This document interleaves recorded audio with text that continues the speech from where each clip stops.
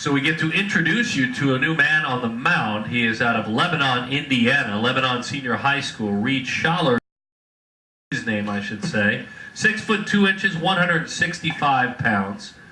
And Reid goes to work. What do we know about Reid, if at all, anything? Well, David? Reid, what I know about Reid, looking at this roster, is that he's a 2016, which means he just completed his freshman year at. He's the only one, isn't he? There's a couple pitchers. What that tells me is to get in with these 2015s. He's here for a reason. That reason, he is already precociously talented.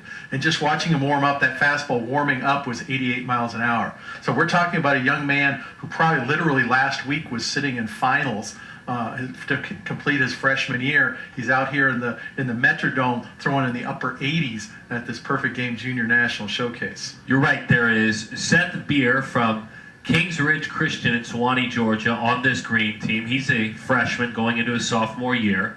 There's Dakota Donovan from Pineview High School in Washington, Utah on the red team, and then Reid Schaller. So just 3 of the entire group, bold enough and talented enough to come show their stuff as freshmen into their sophomore year. And you see how easily, as we're looking at this view from the side camera, it's a great camera angle to break down pitching mechanics. And you see how easy he's throwing. He's warming up for the inning, but he's warming up at 88 miles an hour. There were a couple 88-mile-an-hour fastballs from the side you just saw there, but you're not seeing a lot of effort in doing it whatsoever. So this should be fun watching him. And, of course, somebody that I could be talking about here for the next 3 years before even gets to his draft, his first draft after his senior year.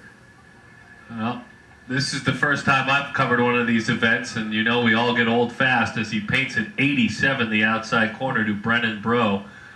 I have a daughter this exact age, freshman going into sophomore. I know it happens to all of us.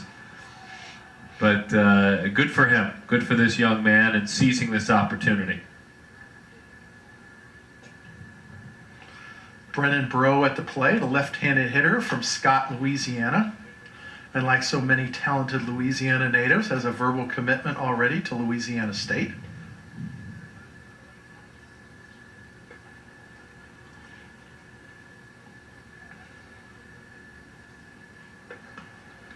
Reid misses low at 88 miles an hour. Now, it used to be, of course, if you were a talented young player growing up in Indiana, as Schaller does, you're thinking, okay, pretty soon one of these southern schools, and there's a nice breaking ball at 77 miles an hour, so he's got 2 present pitches. A young man growing up in Indiana, the southern schools, the ACC, SEC schools are going to be all over this young man. But it's a little different now. Indiana has a college in their state, the main college, that's going to the College World Series next week. As that fly ball off the bat of Breaux is hauled in by the center fielder out there, number 25, Josh Stowers.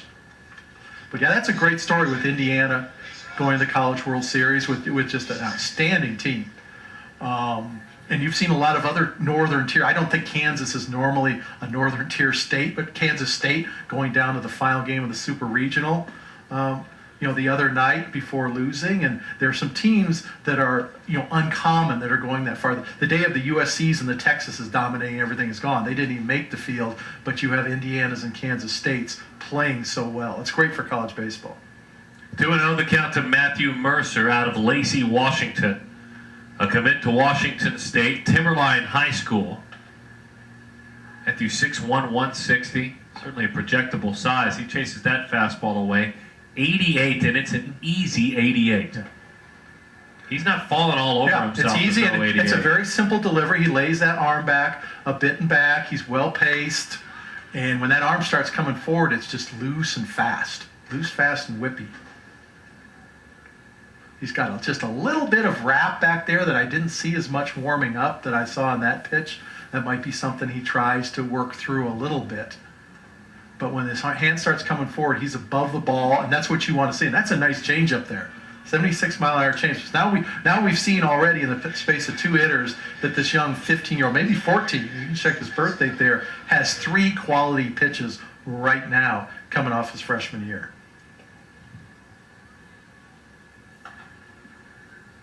He turned 16. 16 Yeah. in April. So Yes. he's a He's an older freshman. Yeah. I just again go to my personal comparison. Yeah. My daughter, who's heading into her sophomore year, turned 16 around Christmas. But he's not dramatically older. He's not an entire year older. Yeah. Not even probably a full half year. We've got Bryant Bowman at the plate for the gold team. Takes that fastball for a strike. Out of Shreveport, Louisiana, Captain Shreve, the Gators. Captain Shreve High School, a catcher and a third baseman. A very strong young man, big, strong thighs and hips. And when he walks out on the field, you said that's a catcher almost right away because he has that extremely strong lower body. You can see it right there. Pretty strong upper body too. Hanging breaking ball, he opened up a little bit early on it, and that strength is on display. Didn't have home run distance, but he gave it a ride. And Mr. Schaller, even though he is a youngster, he is wise enough to know that he won't throw that pitch in that location again. Yes.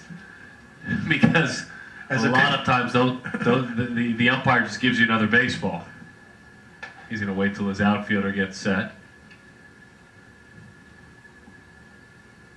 Sophomore right-hander beginning his sophomore year this year at Lebanon Senior High School. Protecting on a fastball again at 88. And something, and I think the baseball people, our good friends at Baseball Prospectus, had a few articles on it this spring, and you know how everything's being analyzed, and Baseball Prospectus is right at the cutting edge of most of it. They're starting to pay, scouts are starting to pay more attention to the age of players in high school. As a nice single there off Bowen's bat into left field, a nice two-strike swing there, two-strike approach. But, you know, there are players in this class that were still 17 years old on draft day. And there were high school players that had already, had their 19th birthday. There's a year and a half difference depending on whether you start early or late. And there's different parts of the country that tend to start at different times. And it was something that, people were paying attention to because that's a year of development. Big Colton Kendrick with a manly swing out of Loranger, Louisiana, St. Paul's High School. Colton Kendrick, just watching him play, hit and bang press, I'm sure he loses a few balls in high school. Because he's a big, strong hitter. He makes no secret when he steps in that batter's box that he's trying to pull the ball and get it in the air. He's listed at 6'2", 205. He was 205 when he was 8. He's a big, strong young man. And of course, I talked to him about pulling the ball, and he hits it in shallow left field for a hit. You turned him into Tony Gwynn. Well done by you. I have a habit of doing that. Base hit left field as well. Off the bat of the big slugger. So now we watch the young freshman going into his sophomore year understand how to deal with a little bit of adversity. I'm guessing he had very little to none this year in his high school work. Jordan Stevens. I will say that Jordan Stevens might be the best dressed young man here. Okay. He obviously, they know what team they're going to be on in advance of the event.